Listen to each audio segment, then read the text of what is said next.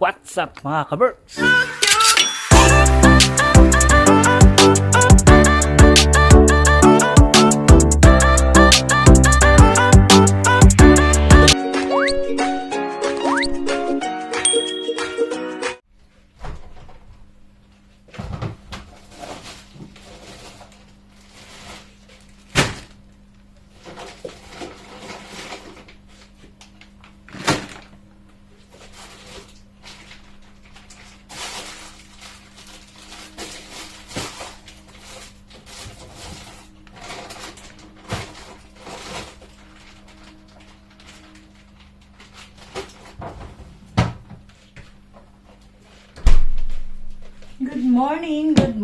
Good morning mga kaberks.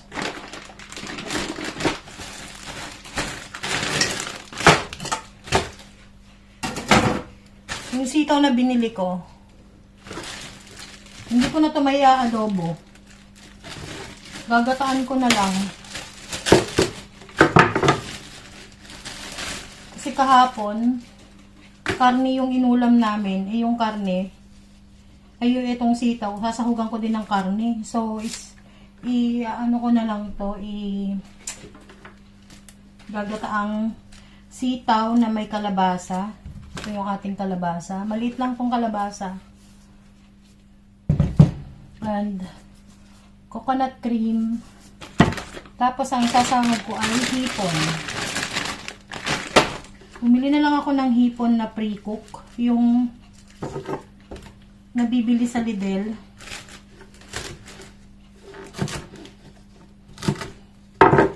Kamusta na kayo mga kaberks? Malapit na naman ang Pasko.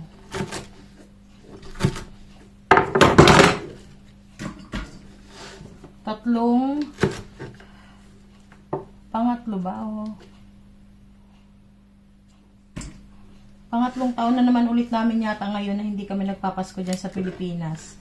Huling Pasko namin dyan, yun nung nagdibu si Rengreng. Eto, magpapasko na naman. Mabilis na ang araw dito sa Finland.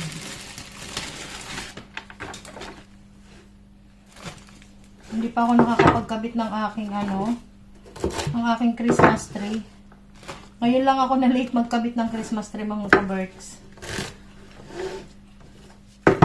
Kasi nga busy. Busy sa trabaho. At saka napapagod ako sa trabaho itong mga huling linggo. Itong mga nakaraang linggo pala. Parang lagi akong pagod.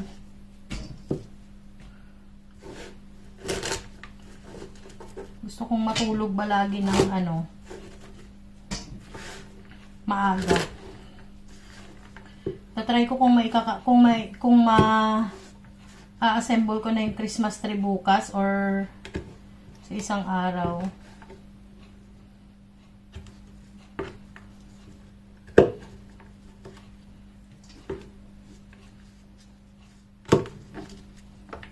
Mga kaberks, nagbabasa ako ng mga comments nyo sa mga previews, yung mga dating vlog. May mga nabasa ako ng mga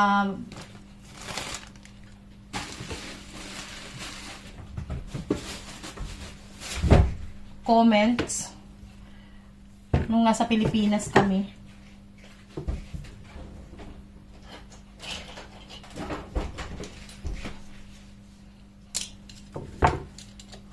Isa-isa may mga nababasa din pa din ako hanggang ngayon.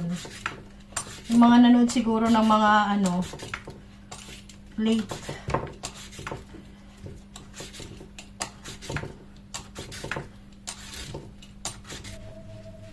Gisa na tayo mga kaberks.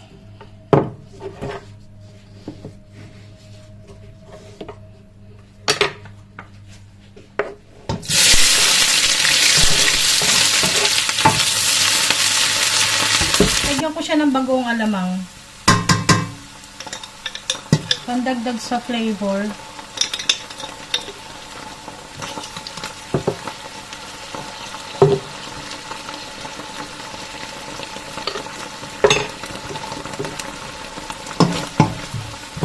ko lang siyang ganyan. Sitaw, lagay ko na. Pag sabay-sabayin ko na to para sabay-sabay maluluto.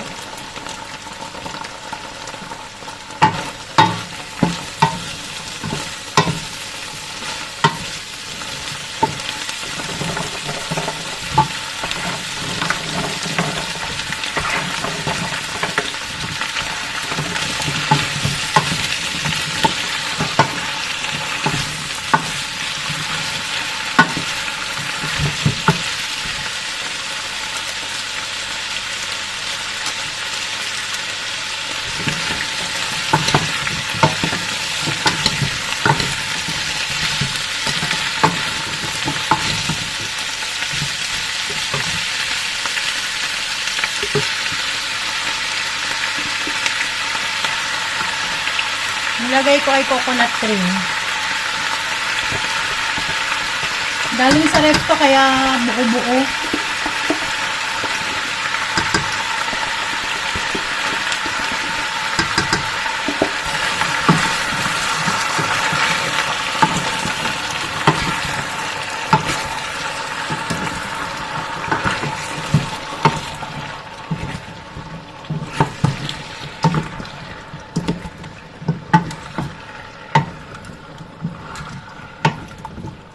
Lalagyan ko lang to ng konting tubig. Konting-konting tubig lang.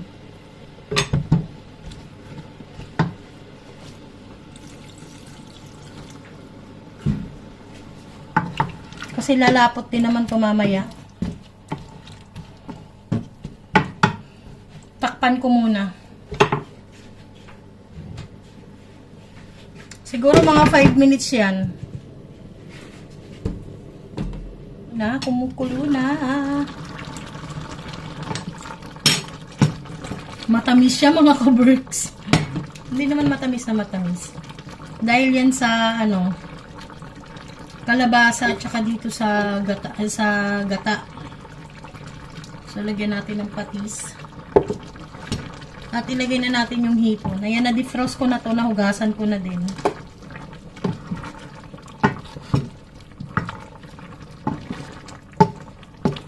Konting kulo na lang to kasi luto na to.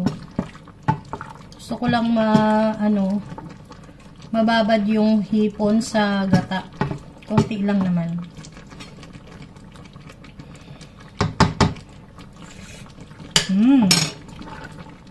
Okay na. Okay na yung timpla niya. Paimpisin ko na lang yung tubig ng gata. Mga 2 minutes. Okay na to mga kaberks. Isang tikim pa.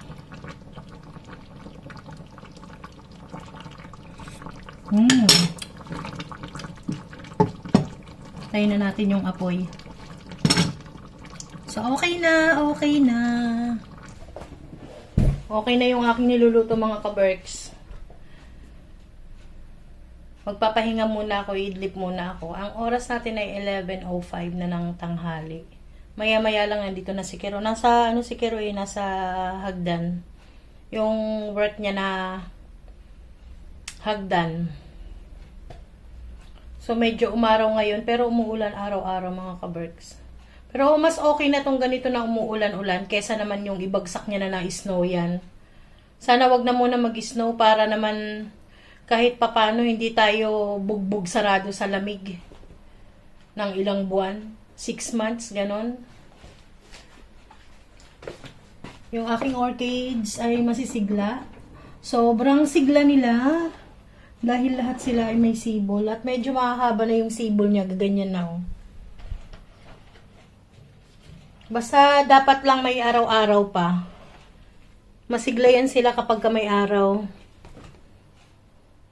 So, kahapon tsaka ngayon medyo umaraw. Pero umuulan. So, yun lang mga kaberks. Iidlip lang ako habang wala pa si Kero. Mas mamaya kakain na kami. Bago kami pumasok sa aming panggabi na trabaho. The next day. Good morning mga kaberks.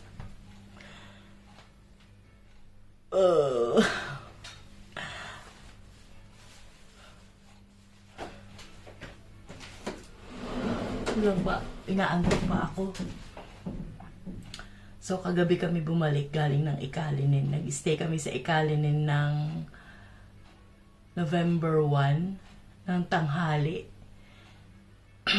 hanggang kagabi sa Sunday ng hapon kami umuwi. Nakarating kami dito ng alas 8. Alas 8 ng gabi kami nakarating. Ang saya pagka magkakasama kami mga ka-Berks. Napaos ako kasi nag-video okay kami nila Ren. So ngayon, ang aga kong gumising ngayon mga ka-Berks kasi natatandaan nyo yung nag-order sa akin ng siopaw ng 20 pieces nung nakaraan. Yung hinatid namin doon sa Itis. So nag-reorder sila ng 60 pieces mga ka-Berks. Ang dami. So today is Monday. Wala naman akong pasok ng morning. Maaga akong pumasok. Pumasok si Kiro ng 5:30. So, nagising na ako nun. Kasi kailangan kong i-prepare yung dough. Matagal din ang preparation ng dough. Almost 1 oras. Ang preparation ng... Ay, mahigit 1 oras. Kasi magpapaalsa pa ako ng yeast. And then, iaano ko pa siya mamasa sa ating mixer. Tapos papaalsahin ko ng 1 hour. And then magluluto pa ako ng... Kaya ako maagang gumising. Kasi bibili pa ako ng pangpalaman. Dahil wala naman akong stock na chicken dyan. So ilalaga ko pa yon, igigisa ko pa, papalamigin ko pa. So all in all, 3 hours ang paggagawa ko ng siopaw. So yun na nga, maaga akong gumising mga ka-Berks. Pupunta muna ako sa Lidl, bibili ako ng sangkap. At yung aking flour ay konti na lang din. Parang kalahating kilo na lang yung flour ko dyan. Kulang na kulang yan kasi mangyayari. 3 timpla ang gagawin ko dahil 60 pieces ang order nila. Mga ka-Berks, ang dami! Tapos, ang aga-aga, pagbukas ko ng aming abubot galing ng Ikalinin, naamoy ko yung tuyo. Ayan, oh. Ito yung ulam namin doon. Kahapon ng... Ay, kagabi. Kagabi ng bago kami. Ay, kahapon nga. Ulam namin to. So, nag-uwi pa ako ng ilang peraso, 5 peraso yata. Pati si Julie nag-uwi din. Kasi meron kaming tuyo. Meron naman akong tuyo dito mga ka-Berks. Hindi pa naman to sira, no? Ayan, oh. Kaya lang hindi ko to naluto nung summer. Kasi usually nagluluto ako nito pag summer. Ayan. Ano to, naka-sealed pa. Kung hindi ako nagkakamali, dapat bigay pa to nila Chris. Parang bigay to sa akin nila Chris. Or basta pasalubong to sa akin eh. Pasalubong nang galing ng Pilipinas. Ayun oh. Hindi naman siya na kasi maganda yung pagka-vacuum seal. Hindi ko to mailuto dito pagka ganitong dahil as in nangangamoy mga ka-Berks. At saka, syempre yung namin, yung exhaust fan namin. Ito. Yan, exhaust fan namin dito sa sa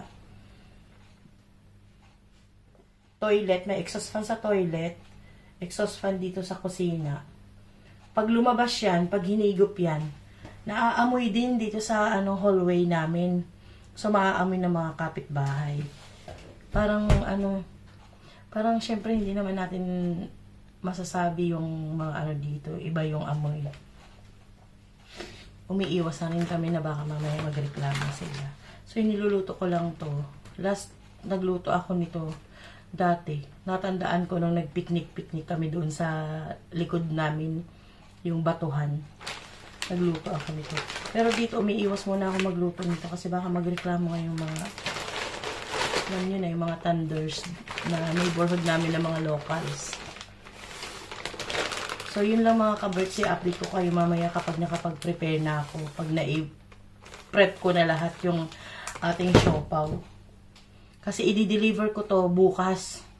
So, mamayang hapon may pasok ako. Hindi ko na to magagawa kasi hanggang gabi nga ang trabaho ko. So, kailangan kong gawin ngayon. Malamang sa malamang, 3 timpla ang gagawin ko kasi 60 pieces. So, kailangan kong gawin ngayon. Gagawa ko ngayon ng isang timpla. Titignan ko kung kakayanin hanggang bago kami pumasok ng tanghali. Ay ng alauna. And then mamayang gabi ulit. Kasi bukas ang delivery nito. So, yun lang mga ka-Berks. In-update ko lang kayo na nandito na ulit kami sa bahay. Galing ng Ikalinin. Yung aming pasyal na yun ay biglaan naming napagkasunduan lang ni Julie. Dahil nga holiday kahapon, nung Saturday. Tapos Sunday naman kahapon. So yun, lumarga kami. Yun lang mga ka-Berks. Pupunta muna ako ng shop sa Lidl. Bibili lang ako ng sangkap ko and then umpisahan ko na yung ating siopaw.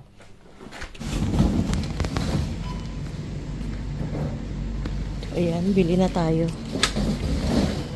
Ito yung ginagamit ko mga ka-Berks. Yan. Special flour. Parang cake flour to eh. Dalawa.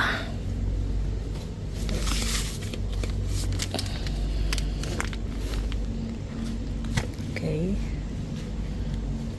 Tapos, dalawang sugar. Ito ay i-stock ko na. Para kapag may nagpagawa ulit, may stock na ako sa bahay. Yan. And then, kailangan ko tong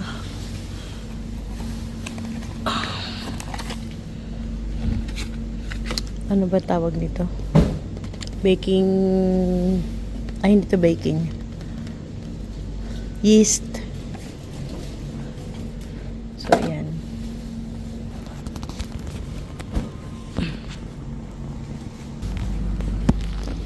And then, bibilang ko muna si Sam ng tinapay. Ito, paborito niya to. Yung, may palaman na beef. May palaman yata tong beef at saka kanin. Bili ako nito mga 4.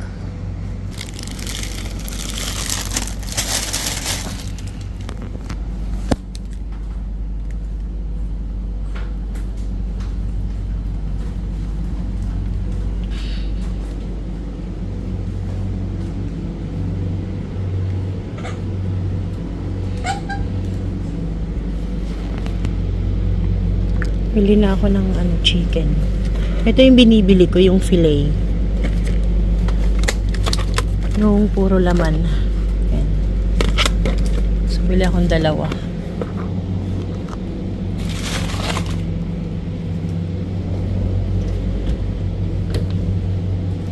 Bayad na tayo.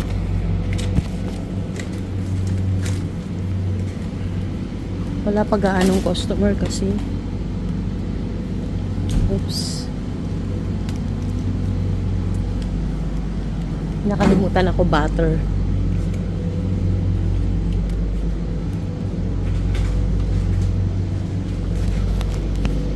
Butter.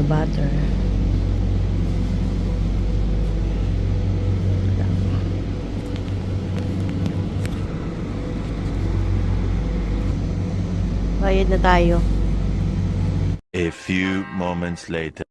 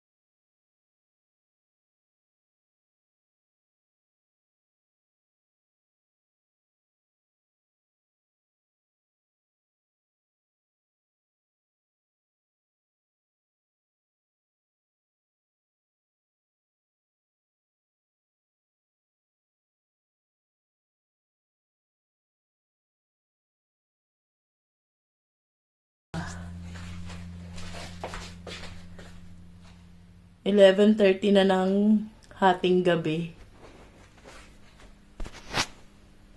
O, diba?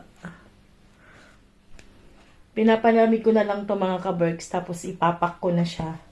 Kasi bukas ang delivery nito. So, mainit-init pa to. Halos, ilang oras ko ba ginawa to? Kulang-kulang 6 hours. Or 5 oras mahigit ko siyang ginawa mga ka-Berks. So, yun lang. Ito lang ang ating update. Ngayong gabi, ginabi na ako sa pagluluto ng siopaw. And then, meron ako dito yung may palaman na ube. Extra lang to. Kasi kinulang ako kanina ng palaman na chicken. So, ipapak ko na to mga ka-Berks. Kasi ito ay lumamig na.